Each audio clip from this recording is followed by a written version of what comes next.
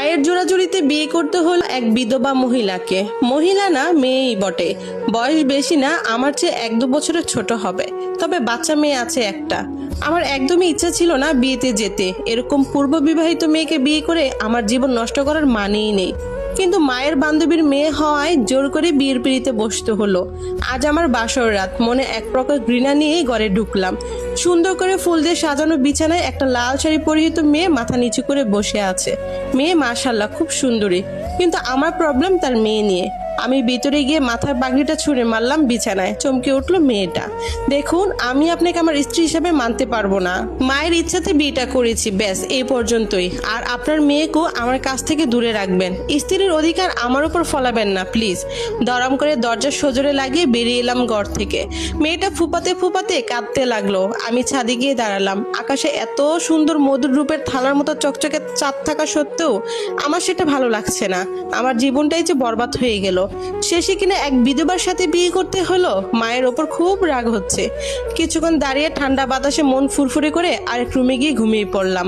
পরের দিন থেকে আমি ইগনোর করতে লাগলাম তাদের। মেয়েটা মাথা নিচু করে কাজের লোকের মতো বাড়ির সব কাজ করে, কিন্তু আমি সারাদিন বাইরে বাইরে থাকি।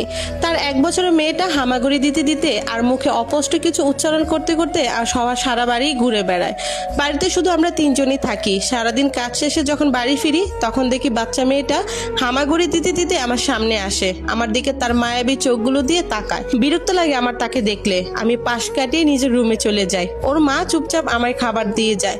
একটা বারও মাথা উঁচু করে তাকায় না। আমিও কিছু না বলে চুপচাপ খেয়ে নিই আর নিজের কাজ নিজেই করে যাই। ওরা আলাদা রুমে ঘুমায় আর আমি আলাদা রুমে ঘুমাই। একদিন বাড়ি ফিরে এসে দেখি, নিজের রুমে গিয়ে দেখি সব লন্ডভন্ড হয়ে আছে। নিশ্চয়ই ওই বাচ্চা মেয়েটা করেছে এরকম। আমি চটে গেলাম। আমার মাথায় রক্ত উঠে গেল। আমি রাগে ফুসাতে ফুসাতে চিৎকার দিয়ে উঠলাম। আয়েশা, আমার বিধবা বউটা দৌড়াতে দৌড়াতে আসলো রুমে।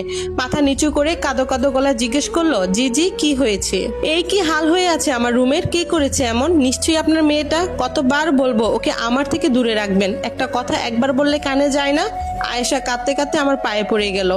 এই এই কি করছেন? প্লিজ প্লিজ ওকে ক্ষমা করে দিন। অনেক বড় ভুল হয়ে গেছে, আর কোনোদিন হবে না প্লিজ। আয়েশার অশ্রু জল টপ টপ করে আমার পায়ে পড়ছে। যত সব আদিক্ষেতা। আমি ঘর থেকে বেরিয়ে চলে গেলাম বাইরে। আবার ফিরে এলাম গভীর রাতের দিকে। আমি সোজা চলে গেলাম আমার ঘরে। রুমে ঢুকে আমি চমকে গেলাম। খুব সুন্দর করে পরিপাটিভাবে গোছানো ঘর, এমনকি আগের চেয়েও খুব সুন্দরভাবে। সেটা দেখে আমার মনটা একটু ভালো হলো। ক্লান্ত শরীরটা এলিয়ে দিলাম বিছানায়। লাইট ফ্যান অফ করে শুয়ে পড়লাম। খুব ঠান্ডা পড়েছে। পিন